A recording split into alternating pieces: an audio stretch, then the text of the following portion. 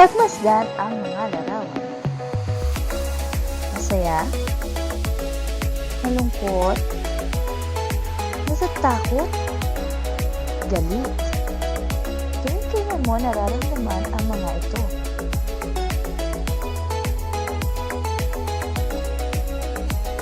Ano-ano ang mga kailangan mo sa araw-araw?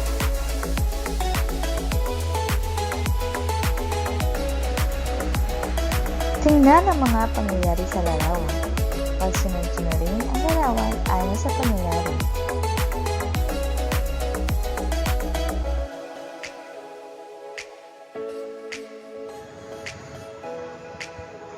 Ang tawag sa iyong nabuo ay timeline. Ipinapakita sa atin ng isang timeline kung kailan naganap ang mga pangyayari at ano-ano ang mga bagay na nagbago. Upang makagawa ng timeline, isipin ang pagkakasunod-sunod ng mga pangyayari.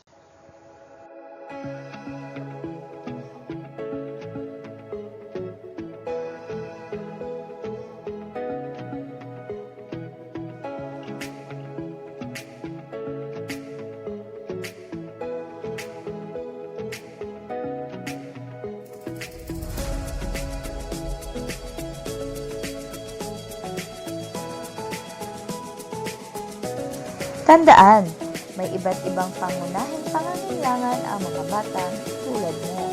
Tulad ng pagkain, tirahan, damit, at mga gamit sa paaralan.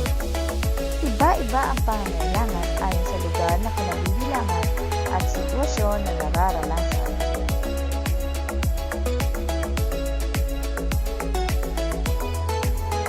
Ngayon ay maaari na natin sagutan ang